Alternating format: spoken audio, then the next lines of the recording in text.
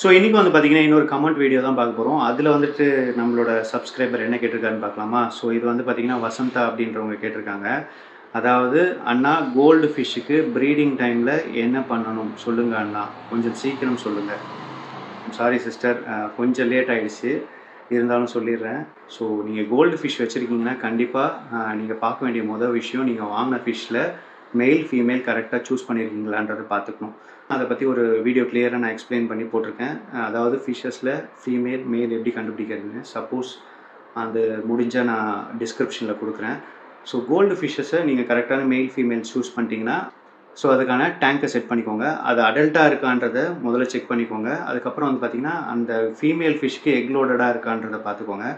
அது ரெண்டும் வந்து மேட் ஆகுதா அப்படின்றத வந்து பாருங்கள். மோஸ்ட்டாக வந்து மேட் ஆகிறது வந்து பார்த்திங்கன்னா நைட்டில் தான் மேட் ஆகும். இல்லை கொஞ்சம் யாரும் இல்லாத சமயத்தில் அதுக்கு ப்ரைவசி இருக்கும்போது மேட் ஆக ட்ரை பண்ணோம். இல்லை வந்து பார்த்திங்கன்னா ஒரு சில ஃபிஷ்ஷு துரத்திக்கிட்டே இருக்கும். ஸோ அப்பயும் வந்து மேட் ஆகிறதுக்கு வாய்ப்பு இருக்குது. ஸோ இது பார்த்துக்கோங்க. அதுக்கப்புறம் நீங்கள் வைக்கிற டேங்க்கில் வந்துட்டு ப்ராப்பரான டேங்க் செட் பண்ணி, அதாவது நீங்கள் வாட்டர் கண்டிஷன் பண்ணி அந்த டேங்க் செட் பண்ணதுக்கப்புறம் ஃபிஷ்ஷஸ் விடுறது நல்லது. சப்போஸ் இன்கேஸ் நீங்கள் ப்ரீட் பண்ண போகிறீங்கன்னா ஸோ ஸ்பாஞ்ச் ஃபில்ட்ரு போட்டுட்டு அதை விட்டுருங்க. ஃபஸ்ட்டு ஒரு ஃபியூ டேஸ், அதாவது 2-3 டேஸ் வந்துட்டு அதுக்கு கொஞ்சமாக ஃபீட் பண்ணுங்கள். லைட் போடாதீங்க.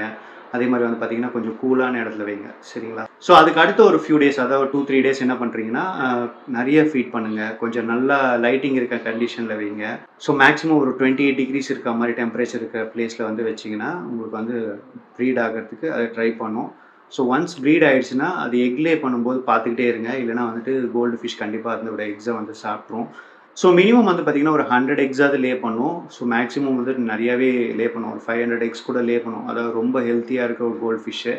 ஸோ நீங்கள் வந்துட்டு அது தனியாக ஒரு டேங்க்கில் எடுத்து வச்சுட்டு அது எக் லே பண்ணும்போது பார்த்துட்டே இருந்துட்டு 2 ஃபிஷ், அதாவது மேல் அண்ட் ஃபீமேல் 2 ஃபிஷ்ஷஸையும் வந்து பார்த்திங்கன்னா டேங்க்லேருந்து எடுத்துருங்க, சரிங்களா? ஸோ அது எக் லே பண்ணதுக்கப்புறம் ஃபர்டிலைஸ் ஆனதுக்கப்புறம் டேங்க்லேருந்து எடுத்துகிட்டு அந்த டேங்க்கில் வந்து டேங்க்கோட வாட்டரை வந்து கம்மி பண்ணிக்கோங்க. அதாவது வந்து ஒரு 6 இன்ச் அந்த சைஸ்க்கு வந்து தண்ணி அளவு வச்சுட்டு உள்ளே எந்த ஒரு ஃபில்ட்ரேஷனும் போடாதீங்க. இருந்த ஃபில்ட்ரேஷனும் எடுத்துருங்க. எந்த ஒரு எக்கையும் டிஸ்டர்ப் பண்ணாமல் மெத்லின் ப்ளூ சொல்லுவாங்க, அந்த மெத்லின் ப்ளூ லிக்விடை கொஞ்சம் ஊற்றிக்கோங்க. அதுக்கப்புறம் வந்து பார்த்திங்கன்னா வெறும் ஏர் ஸ்டோன் சின்ன ஏர் ஸ்டோன் போட்டுட்டு அதுக்கு வந்துட்டு ஏரேஷன் கொடுத்துட்டு அந்த எக் ஹேட்ச் ஆகிற வரைக்கும் விட்டுருங்க. ஸோ எக் ஹேட்ச் ஆனதுக்கப்புறம் உங்களுக்கே தெரியும்.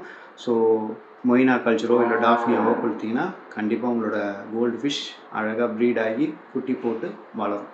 ஸோ இதுதான் வந்துட்டு ப்ராப்பரான ஸ்டெப்ஸ். நான் ரொம்ப சின்னதாக ஈஸியாக உங்களுக்கு புரிகிற மாதிரி சொல்லணும்னு நினச்சேன். கண்டிப்பாக உங்களுக்கு இந்த வீடியோ இன்ட்ரெஸ்டிங்காக இருந்திருக்கும்னு நினைக்கிறேன். இதே மாதிரி ஏதாவது உங்களுக்கு டவுட் இருந்தால் கமெண்ட்டில் கேளுங்க. அதுக்கும் ஒரு வீடியோ முடிஞ்சால் நான் போடுறேன்.